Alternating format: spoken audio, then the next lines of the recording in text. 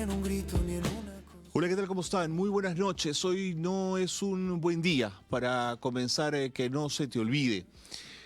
Y no es un buen día porque tengo la sensación que el presidente del Congreso, Fernando Rospigliosi, sigue de alguna manera amenazando y presionando a los jueces de la República para que las cosas se hagan a su manera y como él quiere.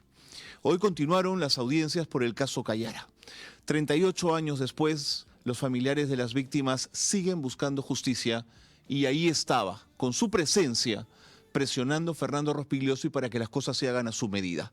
Y tengo pruebas de ello, hay evidencias de que es así.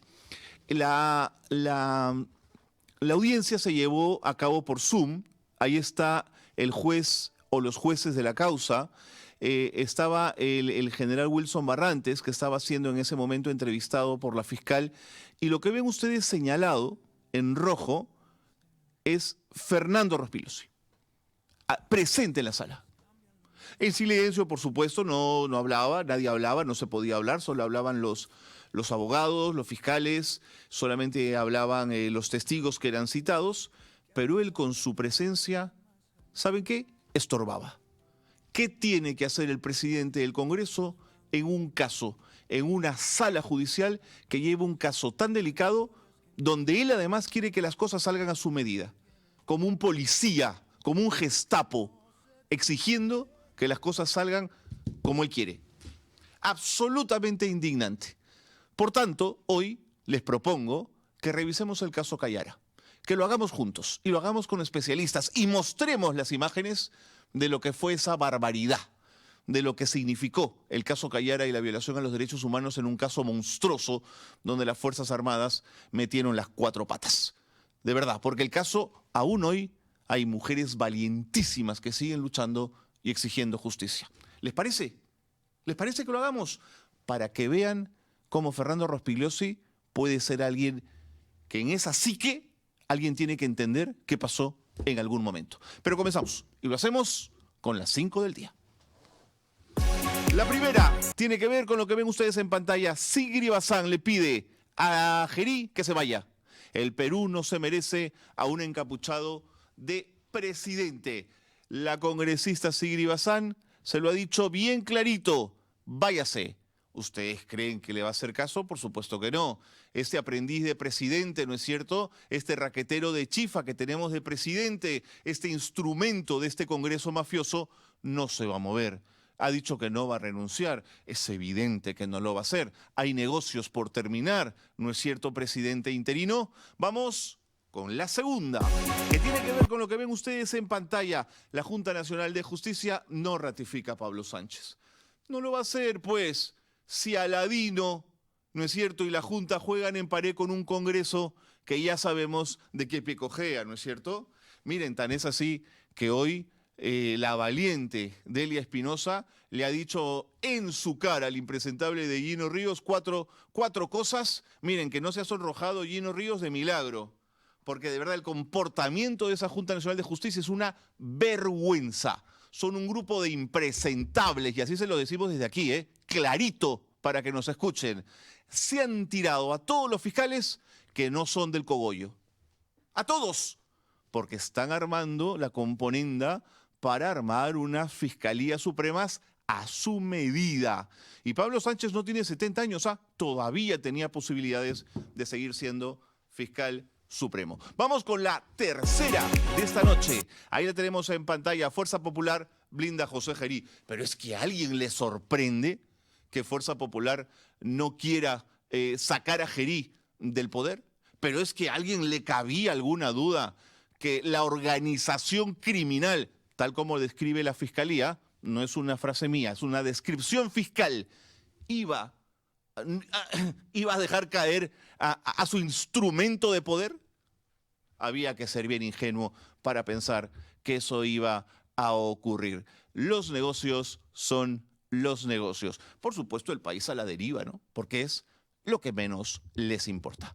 Vamos ahora con la siguiente, la cuarta del día, y es Mario Vizcarra, que denuncia maltrato contra su hermano tras operación de riñón. ¿Ustedes pueden explicarme por qué a un operado del riñón lo esposan? ¿Alguien me puede explicar? ¿Se va a escapar? ¿Se va a escapar con la bolsa de suero corriendo por el pasillo y agarrándose ¿no es cierto?, la cicatriz para que no se le escape el riñón? ¿Pero es que a alguien le cabe eso en la cabeza? Bueno, los que están haciendo todo esto contra Martín Vizcarra no se están dando cuenta que lo están convirtiendo en un mártir. Y les va a salir el tiro por la culata a este paso. Esa es mi sensación. No es que me guste a mí mucho Martín Vizcarra, pero hay mucha gente que sí le gusta a Martín Vizcarra, ¿eh? Y el tiro les puede salir por la culata. Les presento la quinta de esta noche. Y tiene que ver con que Martín Vizcarra anuncia que perdió el riñón izquierdo en una operación. Ha estado delicado, ¿eh? Me tienen enmarrocado, justamente, dificultando el tratamiento. A mí me gustaría ver a alguno sin riñón y enmarrocado. Me gustaría ver a unos comiendo chifa enmarrocado, o yendo a comprar caramelitos chinos enmarrocado, a ver si puede hacerlo. Bueno, así están las cosas y así se las hemos contado. Lo que viene a continuación es el tema fuerte del programa. Que no se te olvide el dato que faltaba.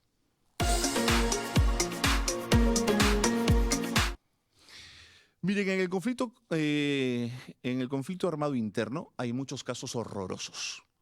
Por supuesto, y lo digo de antemano antes que alguien empiece a decir barbaridades en el chat,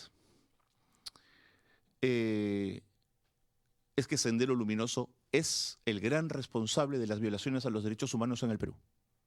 Sendero Luminoso es el asesino por naturaleza. Sendero Luminoso le declaró la guerra al Estado peruano. Sendero Luminoso enlutó al país y nos puso en una situación de crisis extrema. Eso no, digamos, ya no cabe ninguna duda. Y así lo dijo la Comisión de la Verdad, ¿eh? Por si hay alguno que solo leyó el prólogo y no quiso leer más.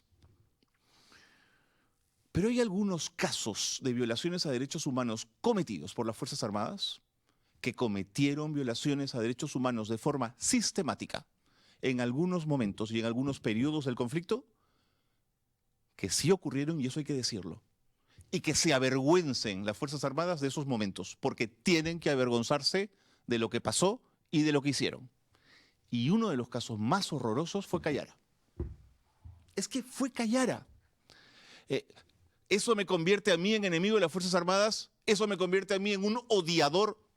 No. Mi respeto a las Fuerzas Armadas y a los hombres valientes que lucharon allí y que pusieron el pecho.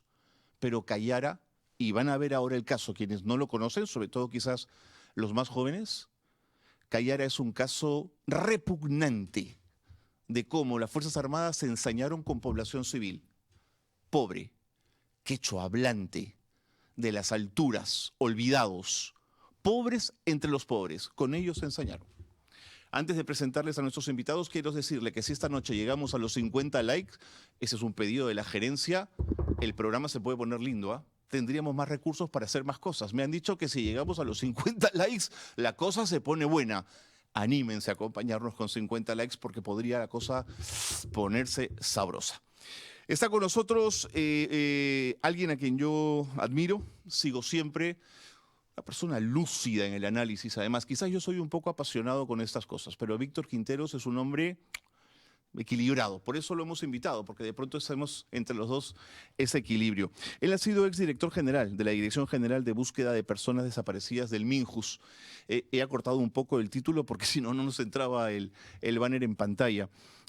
Ahora trabaja en el área de proyectos del Instituto de Democracia y Derechos Humanos de la Pontificia Universidad Católica del Perú, pero además es un hombre brillante en el análisis de los derechos humanos y muy equilibrado, como les digo. Víctor, ¿cómo te va? Bienvenido. Gracias Carlos por la invitación. Y bueno, con la espectacular introducción que has hecho, va a ser muy interesante detallar un poco más sobre el caso Cayara. Un poco más, vamos a ir desmenuzándolo.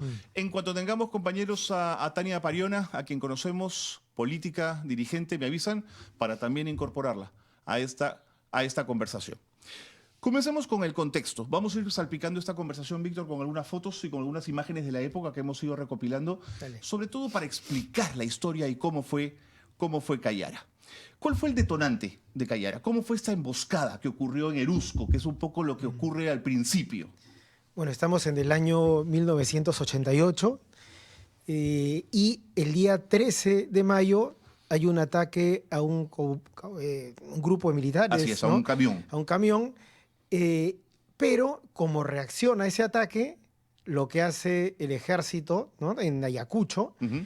es no perseguir a los culpables, sino ensañarse con una población, la población de Cayara. Pero en ese camión mueren varios militares. Sí, ¿no? mueren militares. Es un grupo alto de militares que mueren en esa emboscada senderista asesina. Efectivamente. Y ahí, si describimos el contexto conforme a la introducción que has dado, caramba, el ejército tenía todo el derecho de luchar o combatir contra esos agresores, Y de ¿no? sentirse heridos, además. Efectivamente, O sea, claro. efectivamente. Con todas las normas de la guerra, digamos, enmarcando esa Así lucha. es, así es. Sin embargo, no fueron por esa ruta, sino que llegaron al pueblo de Cayara y lo que hicieron fue castigar a la población por el hecho que había ocurrido el día anterior. Vamos a presentar Cayara. Cayara es un pueblo pequeñito, ahí están las imágenes, algunas cedidas por la Comisión de la Verdad. Es un pueblo muy pequeño, un pueblo muy rural de nuestra serranía, Víctor. Digamos, como todos los pueblos que lamentablemente sufrieron en algunos momentos y lugares este tipo de ataques, Así es. ¿no? Los inocentes terminaron pagando Así es. parte, digamos, de lo que ocurrió en el conflicto, ¿no? Una zona donde Sendero había liberado, además, espacios físicos durante el conflicto armado interno. Sí, Sendero tuvo por objetivo constituir sus comités populares. En gran medida, el ejército, la marina, en algunos casos, recuperaron espacios, pero en otros momentos, en otros lugares, arrasaron esos espacios y asesinaron, desaparecieron a gente inocente, que es ese porcentaje o grupo de casos que tú has criticado acertadamente. Y ese es uno de los casos que Cayara representa. Entran al pueblo y ¿qué ocurre, Víctor? Bueno, entran al pueblo y ni bien están en la capilla del pueblo, comienzan a asesinar a los pobladores. Los reúnen dentro de una iglesia. Sí, llegan y ya asesinan a un poblador. Encuentran a otros, los reúnen en la iglesia y los asesinan, pero no con balas, porque desde el comienzo de la intervención el objetivo era camuflar la intervención para que se atribuya la responsabilidad a Sendero. Okay. Eso significaba que no había que disparar, había que matar con arma blanca. Claro, no puedes dejar el casquillo de bala como evidencia de que ha sido una acción militar. Exacto. Entonces, ¿qué usas? ¿Machete? Machete, armas blancas, golpes, que fue finalmente la forma como fueron asesinadas las personas. Y este caso es peculiarmente emblemático no por lo sangriento y cruel, sino porque después del día de la matanza se inició un operativo de encubrimiento para borrar toda huella del delito. Los cuerpos fueron trasladados a otros lugares e incluso los testigos presenciales del hecho fueron asesinados sistemáticamente. Meses después del hecho. Tiempo después, sí, y a los días después del hecho. Por eso es que el caso fue inicialmente archivado por falta de pruebas, porque se había trabajado para que estas pruebas no existan. Correcto. Entonces pareciera que este operativo de encubrimiento, que lamentablemente fue un golpe más hacia las familias, continúa a la fecha obstaculizando la justicia con este tipo de amedrentamientos como el que hemos sido testigos el día de hoy, teniendo al presidente del Congreso que amenaza a los jueces observando el desempeño del juez dentro de una causa abierta, un juicio, una causa pendiente. Aquellas causas pendientes donde se refuerza la protección de la independencia judicial. Es decir, que ha defendido la presidenta del Poder Judicial y se lo dijo en su cara a Fernando Rospigliosi, además. Efectivamente, la presidenta del Poder Judicial, la Asociación de Jueces para la Justicia y la Democracia, que es la agrupación de jueces que también tiene voz pública, y también los representantes de las víctimas a través de la Coordinadora Nacional de Derechos Humanos. Claro. Entonces hay una coincidencia en, digamos, calificar el hecho tal como es. Entonces, entran a un pueblo, matan a inocentes con armas de labriego, armas de campo, entierran en fosas, desentierran a los que han enterrado para desaparecer evidencias y posteriormente van a matar testigos para que no puedan acudir a los juicios los testigos. Tania Pariona está con nosotros, se suma a esta conversación. Tania, bienvenida. Hacía mucho tiempo que no conversábamos. Gracias por ser parte de esta conversación. Estamos con Víctor Quinteros, exdirector general de la Dirección General de Búsqueda de Personas Desaparecidas del Minjus. ¿Cómo te va, Tania? Bienvenida.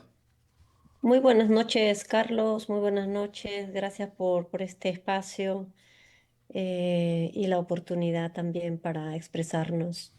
Tania, estamos viendo un material fotográfico de la época, estamos un poco reconstruyendo lo que fue Callara, sobre todo pensando en la gente más joven que quizás no conoce esta historia, y a 38 años de lo ocurrido, nuestra, por supuesto, empatía y solidaridad con las víctimas, con los familiares de las víctimas que siguen esperando justicia. Podemos poner, compañeros, las fotos, la foto última que estábamos viendo, para compartirla con Tania. Miren, ese es el diario La República de la época, ¿no? El gobierno debe responder por genocidio de campesinos. Porque, Víctor, tú has contado lo de la iglesia, pero otro grupo de detenidos fue llevado a un paraje en Quechua. Allí los militares ejecutaron a más de 20 pobladores utilizando, como dices tú, herramientas de labranza y bayonetas para ahorrar munición y simular un ataque senderista y hacer las cosas más o menos confusas. La CBR ha concluido que fueron 39 las personas asesinadas.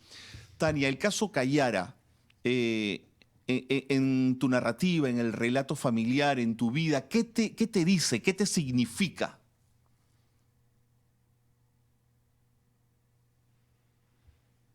Tania, ¿me escuchas? Se le ha colgado. Bueno, seguimos. Vamos con la siguiente imagen para entrar ya en la etapa de lo que es el encubrimiento. Hay un fiscal de la zona, que es un fiscal bien interesante su historia, que es el fiscal Escobar. El fiscal Escobar ya era conocido porque se había encargado de la masacre de Socos, de la desaparición de estudiantes de la Universidad San Cristóbal de Huamanga y de las fosas de Pucutucasa. Entonces ya Valdivia Dueñas, jefe general importante en la zona, ya lo tenía en la mira, ¿no? No le gustaba su trabajo porque, claro, lo tenía encima. Y a Escobar le mandan, por supuesto, no era Ladino Gálvez el fiscal, seguramente era un fiscal mucho más diligente, lo manda a encargarse del caso Callara. Siguiente imagen, por favor. Y ese es un fiscal diligente que va con su máquina de escribir de aquellas, ¿te acuerdas que llevábamos las Olivetti portátil? Que va hasta la zona a recolectar información. ¿Y qué descubre? Fosas vacías, no hay balas. Sangre. No, pero sí descubre pelo, descubre sangre y descubre esto es extraño. Efectivamente, el fiscal hizo su trabajo, recolectó aquello que podía Así es. identificar y definitivamente aquello que está vacío, aquel rastro de sangre, daban cuenta de aquello que ya se estaba relatando, ¿no? Entonces había una ruta concreta para investigar los hechos, pero este operativo de impunidad no solo desaparecía pruebas, sino también ya desde ese momento perseguía operadores de justicia que estaban tratando de buscar la verdad de los hechos. Situación que no ha cambiado, vuelvo a repetir, ¿No es cierto? frente al amedrentamiento del juez el día de hoy. Claro, entonces, claro, si un presidente del Congreso se presenta en una sala para amedrentar a un fiscal, ¿por qué un general no iba a amenazar a un fiscal? Que ¿Cómo se desplazaba en ese momento un fiscal por esas alturas y por esa puna, querido Víctor? Probablemente en un Volkswagen Escarabajo con su asistente, ¿no? No tenía resguardo, no habían celulares, la comunicación era imposible. ¿Tú te imaginas a ese fiscal intentando llegar a una zona como esta? Por supuesto, y de hecho lo intentó, lo hizo, pero la fuerza de la persecución y la presión terminaron haciendo que él huya del país, Sí. no por prófugo, Sí. sino por salvar su vida, ¿no?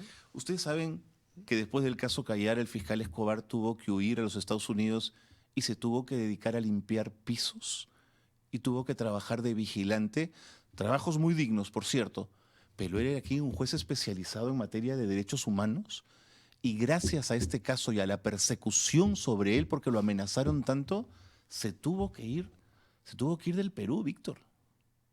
Impresionante, ¿no? Eso es cuando no hay una separación de poderes y una protección de funcionarios que hacen trabajos especialmente sensibles y peligrosos, como la investigación de este tipo de casos que involucran al poder de turno. Totalmente. Tania Pariona, te habíamos perdido por un ratito. ¿Vuelves a estar con nosotros? Sí, disculpen, creo que falló la conexión. No, no te Aquí preocupes, ya estás estamos con de nosotros. regreso. Tania, yo te preguntaba, en tu experiencia política, en el relato, en la narrativa de la violencia política en nuestro país, ¿qué te dice Cayara? ¿Qué te significa Cayara? Bueno, yo soy callarina de la comunidad, ubicada en la provincia de Víctor Fajardo, en la región de Ayacucho.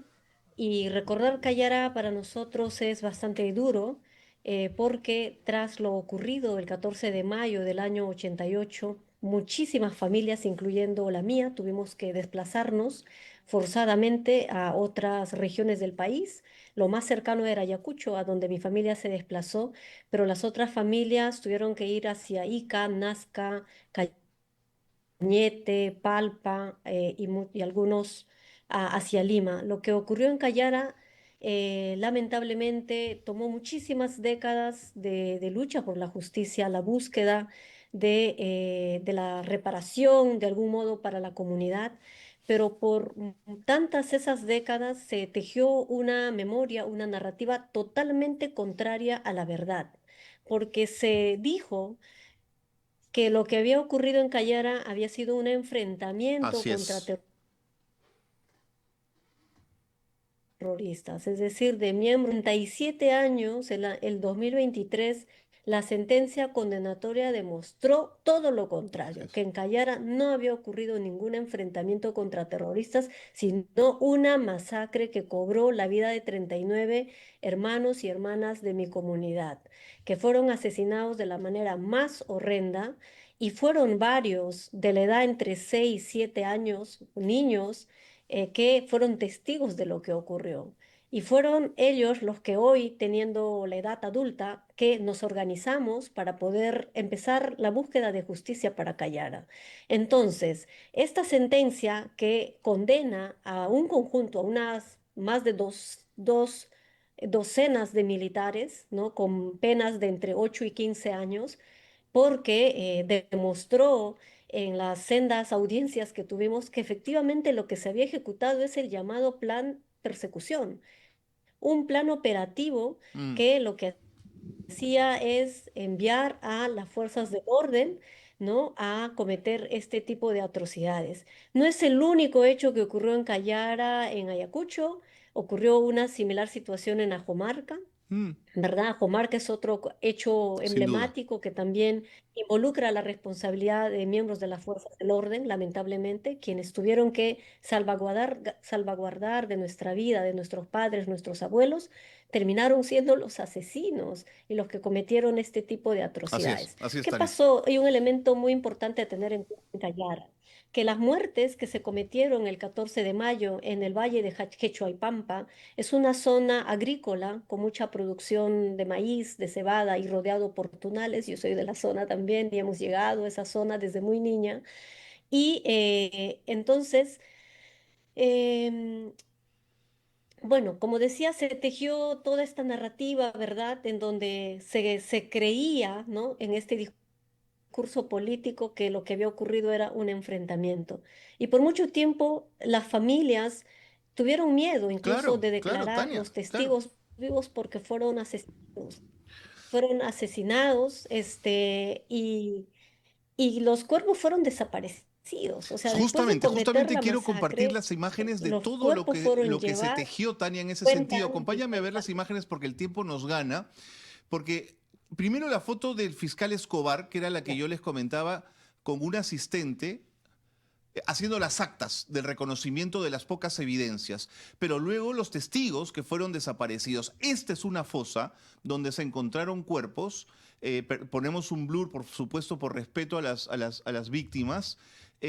Pero estas fosas luego fueron vaciadas por los militares y no permitieron que el fiscal Escobar encontrara las evidencias. Acá están los testigos. Esos dos testigos fueron desaparecidos por los militares, asesinados por los militares meses después, en el mes de diciembre. La tragedia es en mayo, ellos desaparecen en diciembre. El Senado convoca una comisión investigadora, la oposición la convoca, y aquí está Gustavo Momellona, ¿no es cierto? Que a quien se le rinde homenaje permanente en esta casa, por supuesto, en la República, porque estuvo del lado de los campesinos, estuvo del lado de los callarinos por hallar la verdad. Por supuesto, la comisión Melgar dijo que no había nada. Evidentemente, el partido gobernante no quería ver nada. Acá están los familiares, 14 de mayo del 88, y siguen los familiares buscando justicia. Hoy, en una sala judicial, Fernando Rospigliosi, ¿no es cierto?, amenazando con su presencia a los jueces si no se hacen las cosas como él quería. Ahí está la evidencia. Ahí está la evidencia. Fernando Rospigliosi amenazando con su presencia a los jueces. Claro, él no dirá, no, yo no amenazo a nadie. Esto a mí me parece normal. Yo solamente estaba escuchando. Mentira. Es una amenaza velada, Tania. Así es, Carlos. Además, hay que recordarle al señor Rospigliosi que él mismo el año 1999 presentó un alegato por Callara. Y en ese alegato, que contiene entre 8 y 10 páginas, lo que él señala es que la masacre de Callara fue una ejecución extrajudicial cometida por agentes del Estado contra la población civil indefensa y no un enfrentamiento armado. Y los hechos, señala en su informe, no constituyeron excesos aislados, sino correspondieron a un Así es. patrón sistemático de violaciones a los derechos humanos por parte de las fuerzas de seguridad. Pues, Víctor, Tania, por si había alguna duda, tengo unos videos para compartir con ustedes que son Es cortesía. decir, el señor Sí, Rospigliosi hoy de todos estos hechos. tengo unos videos, Tania, Víctor, para compartir con ustedes justamente sobre esto que has dicho. Cortesía del lugar de la memoria, que nos recuerdan quién es Fernando Rospigliosi y lo que dijo en su momento sobre Callara y sobre la Comisión de la Verdad. Compañeros, vamos a ver el primer video y me van a perdonar porque no aguanté para poner algún detallito ahí en inteligencia artificial. Adelante. Fundamental señalado por la Comisión de la Verdad como la exclusión de amplios sectores de la población peruana, sobre todo los que hablan quechua, los que viven en determinadas zonas y tienen determinada condición social, fue un elemento fundamental de esta violencia extrema y esta destrucción. Pero los excluidos de Juliaca, Ayacucho, Andahuaylas, Cusco del 2023, esos me importan un bledo. ¿De acuerdo? Entonces, a él le preocupan los excluidos, que la Comisión de la Verdad, eso lo dice cuando era ministro, ¿no es cierto? Sí le preocupan un montón, pero los excluidos de ahora le importan un bledo.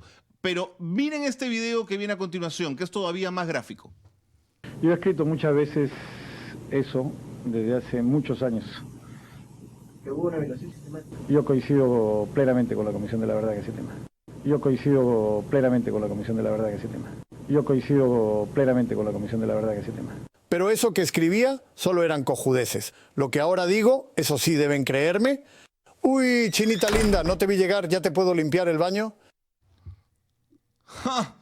O sea, lo que decía en el año de la Comisión de la Verdad, ¿sí le creemos o le creemos lo que dice ahora Víctor? ¿Cuál es la verdad, Tania? ¿Cuál es el Rospigliosi al que debemos creerle? ¿Te gusta más el de ahora o te gusta más el de esa época? ¿Qué hacemos? Bueno, lo que hay que decirle, Carlos, es que él, como dije, ha vendido su conciencia a la impunidad, y para quienes no quieren rendir cuentas al país, él se ha puesto del lado de lo incorrecto.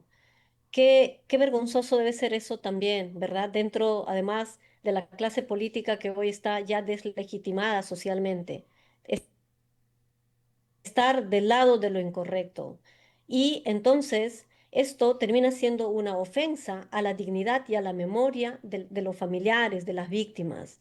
El señor está cometiendo un delito que es denunciable. Y yo quiero, en todo caso, anunciar en tu programa, Carlos, que los familiares de víctimas de mi pueblo, de mi comunidad, ya están tomando cartas en el asunto y van a presentar una denuncia penal contra Rospigliosi, porque el señor está cometiendo un delito contra la Constitución y el Código Penal, en donde ha vertido una amenaza expresa, usando de su investidura como presidente del Congreso de la República, pero además usando los medios nacionales para declarar en contra de todo lo que en algún momento él mismo señaló que se había cometido violaciones a los derechos humanos y hoy está diciendo que lo que hubo es un enfrentamiento contra terroristas. Él está acusando a los pobladores de Cayara, especialmente a las víctimas, como terroristas y eso es un delito. Él está además virtiendo una amenaza contra magistrados, jueces de la sala transitoria que está llevando, la sala superior, la tercera sala superior transitoria que está llevando en curso el caso Cayara para ratificar una sentencia que nos costó más de 3 décadas de trabajo incansable, de mucho llanto y dolor para mi pueblo, de madres, mujeres de 90 años que tuvieron que acudir a audiencias por Así es. primera vez en su vida, audiencias virtuales, conectarse con un audífono y declarar en quechua. Sí, Y de pronto no le entendían y no lo escuchaban, y por ahí siempre sí. los otros seres sagrados, por supuesto, también nos acompañan y de pronto ellas empezaron a adaptarse a la tecnología y a expresar lo que había ocurrido en Cayara, lo que sentían y lo que, por supuesto, eran testigos vivos también, ¿no? Tania, me gana el tiempo. Tengo un último video que refleja esta mente fanática, enferma, no sé. Adelante.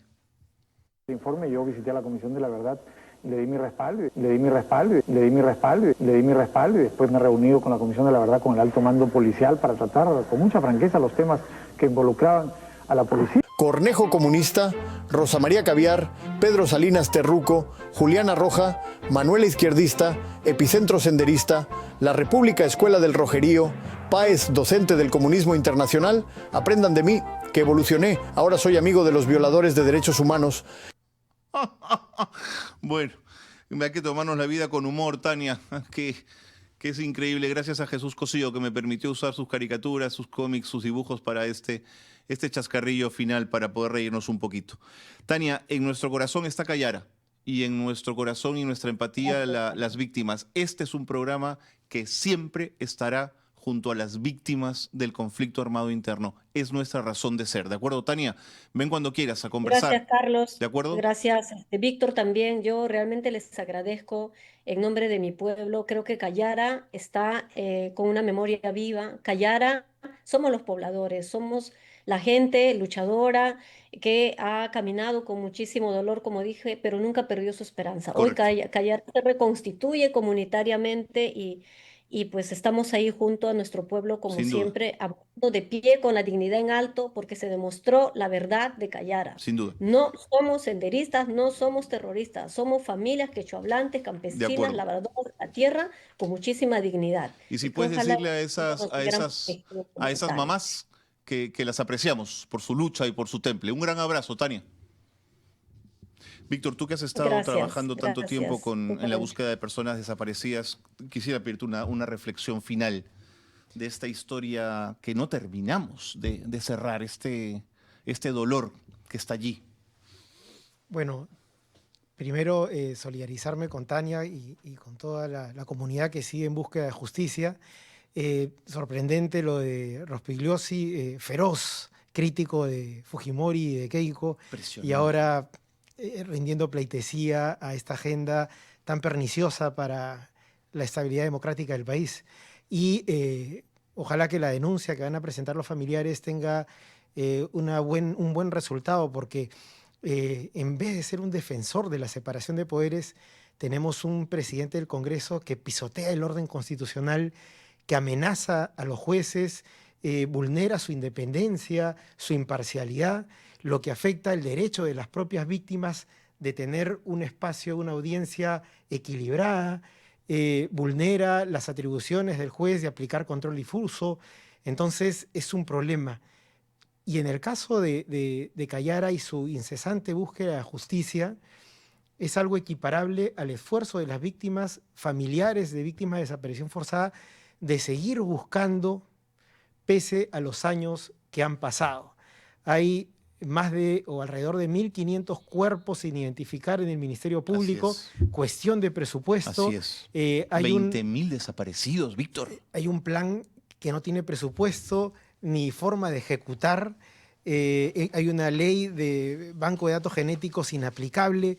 Si hubiese voluntad política de atender el clamor de estas comunidades que tienen el derecho de buscar o exigir justicia, otro sería el cantar. Correcto. Pero si tenemos, solo para terminar, y esto aplica, ¿no? Por el grado de contradicción de Rospigliosi y cómo se comporta el presidente, es como si tuviéramos a Tres Patines como presidente del Congreso y a Cantinflas como gobernante, Tal cual. con el perdón de Cantinflas y Tres Patines, ¿no? Nunca mejor dicho. Gracias, Víctor. Gracias. Hasta la Gracias por la próxima. invitación. Hasta la próxima.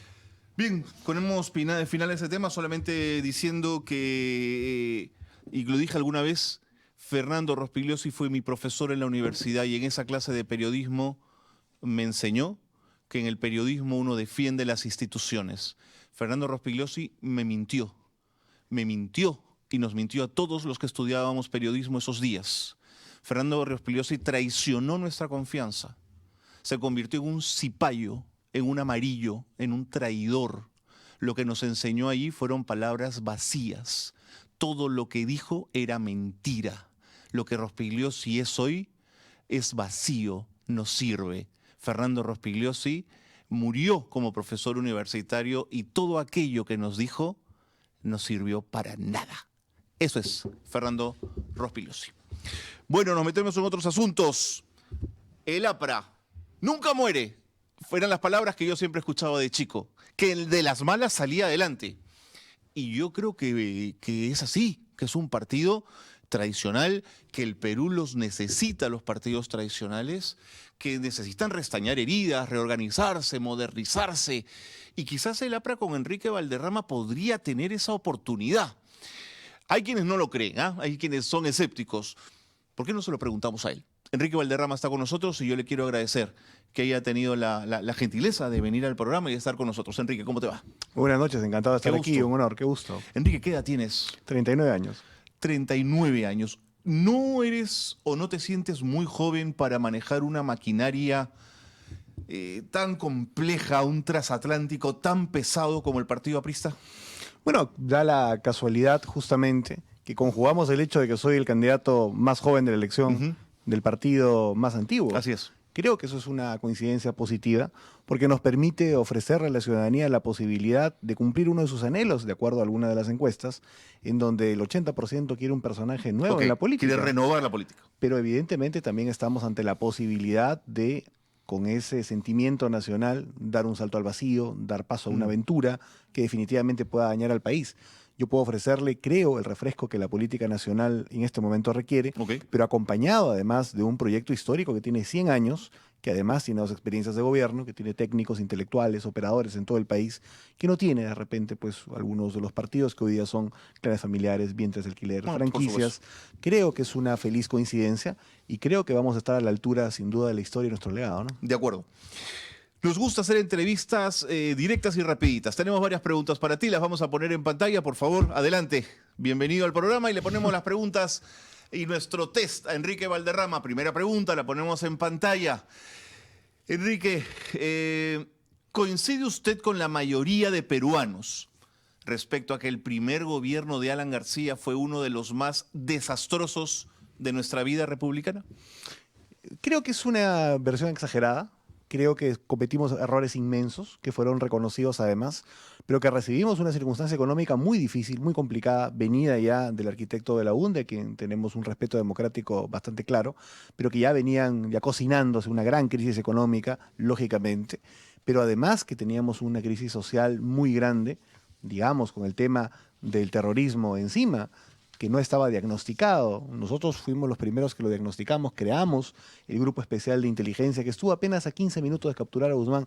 Qué bien hubiera sido para el país que durante el gobierno democrático, con sus inmensos errores, definitivamente con sus desórdenes económicos, pero finalmente democrático, de Alan García hubiera sido quien capturara a Guzmán y no dejarle justamente eso que ocurrió más adelante con Fujimori, que creo que cierra el Parlamento con la excusa del desorden económico y de, evidentemente, el terrorismo, pero que para lograr ambas cosas, el ordenamiento económico y la captura de la cúpula senderista, creo que no era necesario dar un golpe de Estado. Si el gobierno democrático de Alan García, el que creó el GEIN, hubiera capturado a Guzmán, nos hubiéramos evitado, creo, gran parte de esa prédica que terminó en un autoritarismo y una corrupción galopante, ¿no?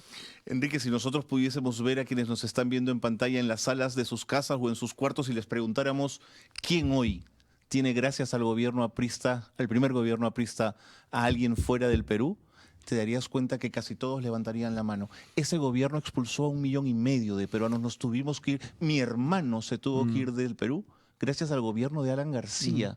Mi madre lloraba para que alcanzara el pan en nuestra mesa, Enrique. Fue una situación muy difícil y complicada. Y durante el segundo gobierno cambió un poco la perspectiva respecto a aquellos que querían irse, relacionado con, por ejemplo, con los peruanos en una encuesta, en donde decía si querían quedarse o irse durante el gobierno del segundo gobierno del APRA, cambió esa correlación respecto a los que quieren En el segundo quedarse. gobierno, de acuerdo. Exactamente. Y hoy día 3 de cada 4 jóvenes quieren irse del país. Y creo que el APRA tiene que volver con un mensaje lógicamente renovado, una orientación muy clara de izquierda Pero el democrática. contexto internacional del segundo gobierno también fue mucho más favorable, ¿no? Eso también hay que reconocerlo. Y hoy día el contexto económico internacional es aún mucho más favorable y no estamos creciendo como deberíamos crecer. Pues. Es decir, el precio de los metales hoy día es mucho más grande de lo que era verdad. durante el segundo gobierno y definitivamente son oportunidades inmensamente perdidas acuerdo. que tenemos por gente que no tiene el nivel para gobernar, como Ojerío, como Boluarte, etcétera, ¿no? Totalmente. Absolutamente. Segunda pregunta para ti, Enrique, Vale. la ponemos en pantalla, es la siguiente. Si usted pierde en este proceso electoral de abril del 2026, Enrique, ¿significaría que el APRA se habrá extinguido como fuerza política peruana relevante? No, de ninguna manera. Una elección definitivamente está para ganar o para perder, lógicamente, siempre es una posibilidad. Yo estoy absolutamente convencido que el APRA va a pasar a segunda vuelta y que en la segunda vuelta la fuerza y la solidez de una organización que tiene estructura nacional, que eso es importante decirlo, Es verdad. pero que tiene además una nueva primera línea muy interesante de voceros, puede tener un éxito frente a otras alternativas, como pueden ser alternativas, digamos, de derecha conservadora o de repente alguna de extrema izquierda. Creo que el APRA puede ofrecerle al país una perspectiva de izquierda democrática, de cambio social moderno, con apertura comercial, pero también con una labor de redistribución que hoy día hay que hacer. Yo no creo que al APRA le va a ir mal en esta elección, creo que vamos a pasar a segunda vuelta y creo que en segunda vuelta podemos ganar. Ok. Siguiente pregunta para Enrique Valderrama, la ponemos en pantalla. Alan García se suicidó para no enfrentar la cárcel por corrupción. ¿Siente vergüenza de que su partido aún lo trate como héroe o usted también cree que fue un mártir? Creo que es una decisión absoluta y estrictamente personal, afrontar determinadas circunstancias que nosotros siempre hemos calificado como injusta. Y digamos que tenemos claro que hubo una circunstancia de politización de la justicia que trató de manera diferenciada algunos casos, con algunos fueron extremadamente laxos y con otros, lógicamente, creo que se incurrieron en abusos, creo, bastante claros. Y el hecho de responder frente a esos abusos queda definitivamente en la decisión personal individual de un hombre libre que actúa de acuerdo Sin a su duda, conciencia. pero califique esa decisión. ¿Es un mártir? Yo tengo, ¿Es yo un tengo, héroe? yo tengo mucho respeto por una decisión de esa naturaleza personalísima. Creo que actuó de acuerdo a lo que él calificaba como una injusticia. Evidentemente no se quiso prestar para lo que luego se había preparado, incluso como una fiesta para celebrar la cárcel de alguien, cosa que, por ejemplo, el APRA nunca ha celebrado la desgracia de sus adversarios. No creo que eso también hay que rechazarlo. Siguiente pregunta para Enrique Valderrama. ¿Chile lo hará de nuevo? ¿Dejará a ciudadanos venezolanos olvidados a su suerte en la frontera sur? De ser usted presidente, ¿cómo manejará esa crisis de frontera? Bueno, hay que ser claros en algo. Hay determinadas cuestiones que necesitan manejarse desde una perspectiva internacional. Temas bastante claros, por ejemplo, el crimen organizado internacional, transnacional, debería tener una respuesta también coordinada con las Sin policías de lo que nosotros hemos denominado, Carlos, históricamente Indoamérica.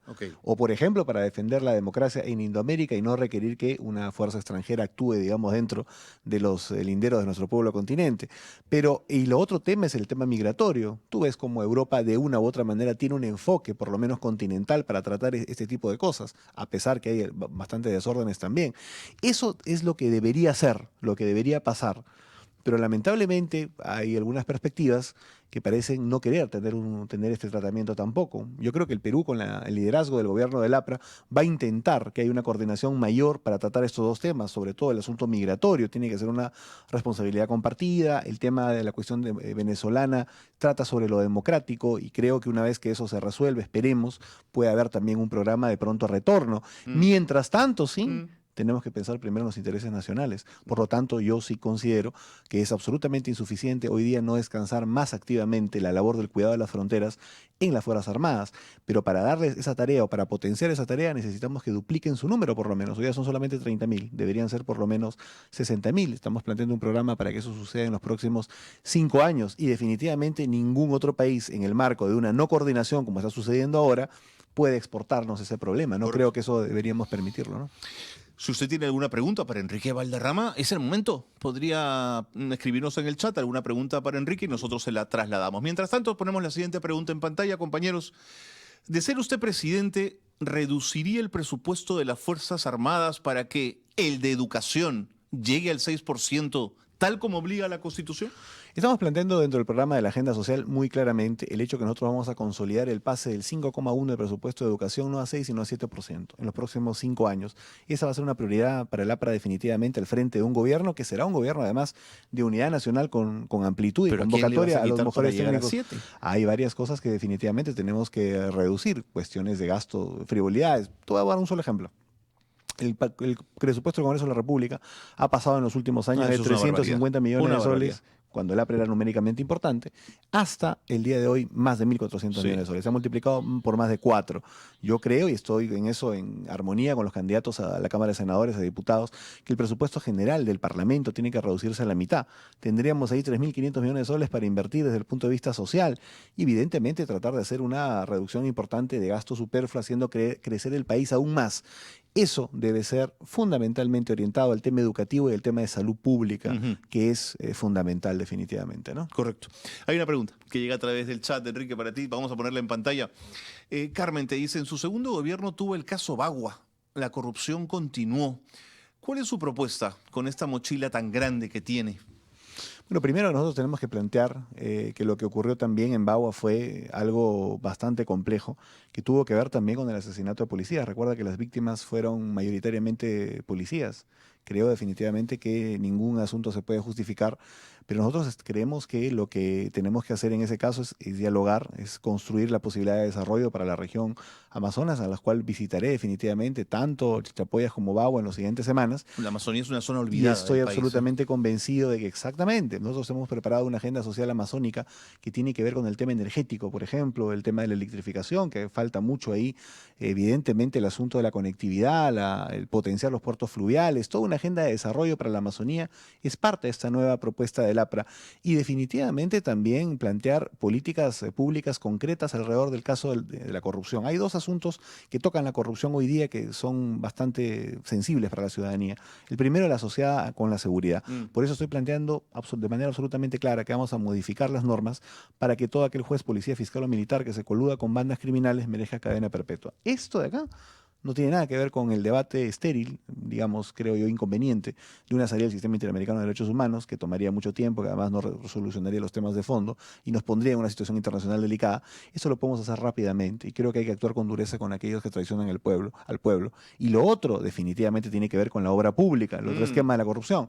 Ahí nosotros estamos proponiendo claramente que toda empresa que haya tenido algún tipo de problemas no pueda contratar con el Estado y además... Nunca más. No, nunca más. Y además, aquella que deja la obra abandonada, hay algunas que ni siquiera son Sí, claro, procesadas, claro. pero hay miles, decenas de miles de obra abandonada en el país y yo creo que hay que castigar a aquellos que dejan las cosas acuerdo, tiradas de esa de manera, acuerdo. ¿no?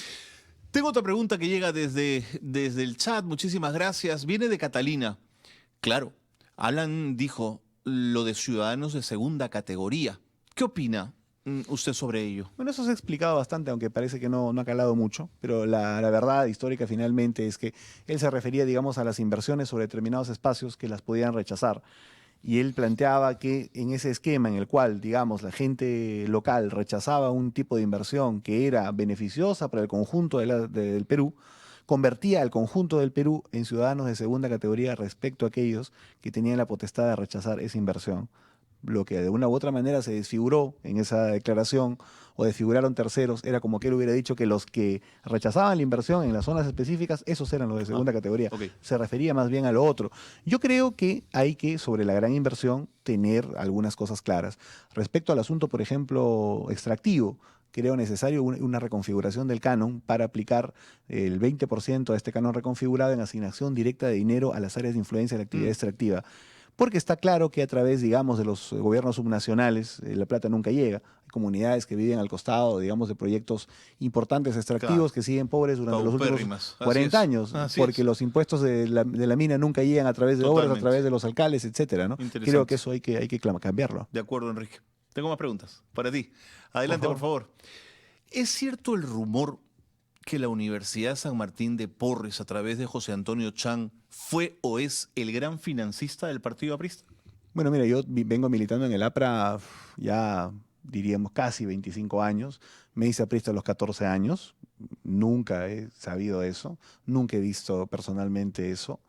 No me consta ¿No has para escuchado nada. ese rumor? No. Rumores hay miles, pero que yo haya visto de que ha habido algún tipo de influencia, digamos, económica de esa naturaleza. Y además soy dirigente del partido de la Comisión Política Nacional hace algunos años y en ningún momento ha habido algún tipo de financiamiento que yo sepa De la universidad. derivado. Sí, Ok, sí, para ok. nada. Siguiente pregunta para Enrique Valderrama. ¿Pedirá perdón su gobierno en el caso de ganar las elecciones a los ciudadanos de Ayacucho y Juliaca por las masacres del 2023 a nombre del Estado peruano? Creo que es algo que tenemos que hacer respecto a la reconciliación con el sur. Yo considero que nunca hubo de parte de los PCMs relacionados con el presidente Boluarte, que fue justamente la protagonista de estos hechos, nunca hubo una voluntad respecto a esclarecer lo que ocurrió. Yo entiendo que definitivamente El sur está muy dolido, ¿no? hay que establecer un orden definitivamente en el país, etcétera, ¿no? Sí, pero oiga, hay tensiones sociales y protestas en todo el mundo y no acaban con 50 muertos. Hay otras formas, digamos, operativas mucho mejores de poder establecer el orden sin que cuesten tantas vidas humanas. Y yo creo que lo que tiene que hacer el Estado, con un nuevo liderazgo, es que se halle la verdad. Hay algo que ocurrió respecto a algunas protestas donde hubo incluso un fallecido en Lima, ¿recuerdas? En este último así cambio es. de administración. Ahí incluso se criticó a alguna autoridad porque rápidamente dieron hasta un nombre de un responsable.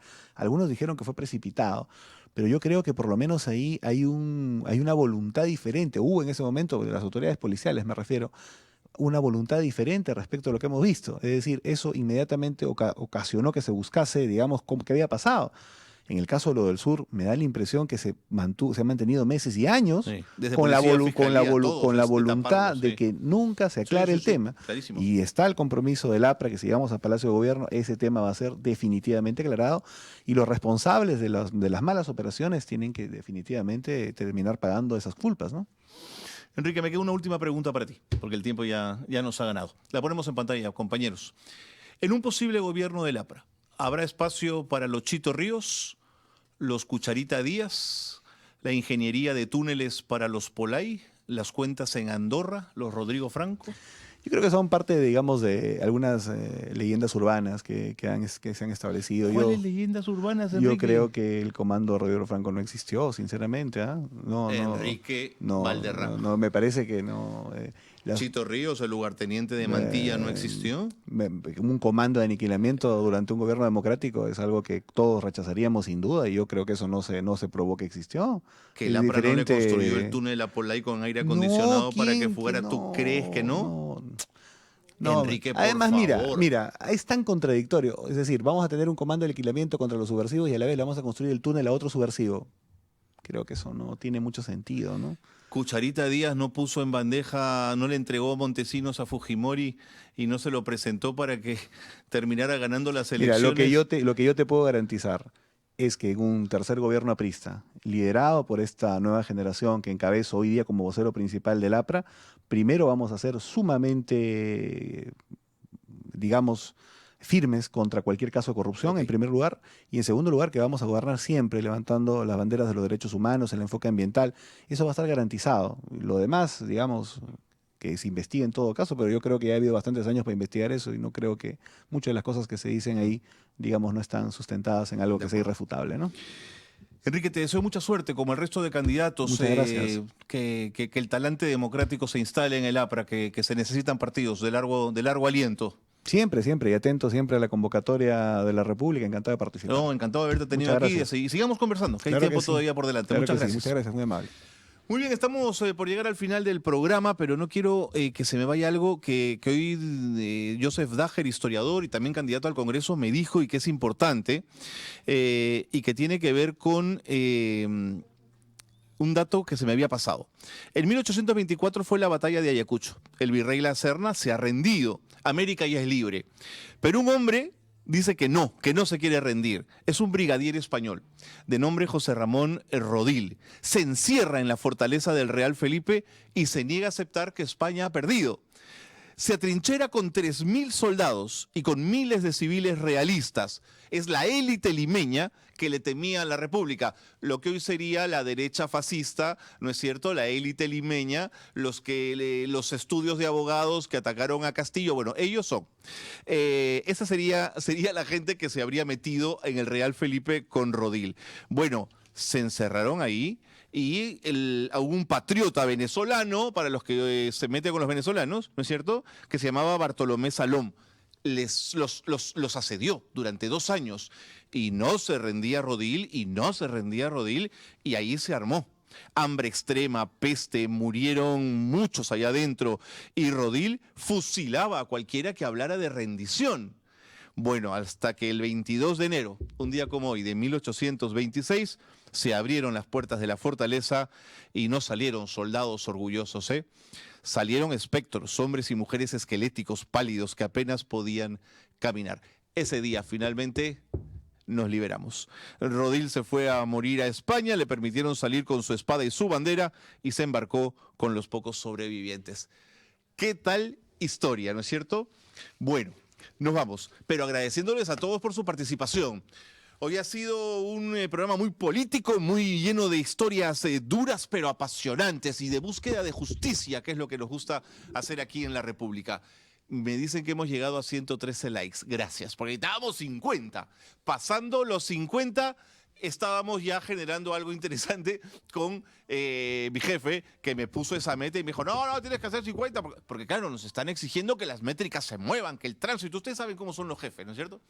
Gracias a todos, a todas, de verdad, por la buena onda, por el juntarse conmigo a conversar, a debatir y también a discrepar, que también nos gusta. Caray, la discrepancia y la buena onda. No saben cómo todo el equipo del programa, de que no se te olvide, estamos haciendo esto con mucho cariño, con mucho entusiasmo, con buena onda. Y gracias también a los que nos insultan y me insultan en Twitter con tanto afán, porque también generan tráfico y es al final lo que está resultando en el programa. Gracias y buenas noches. Alicia, ahorita llego.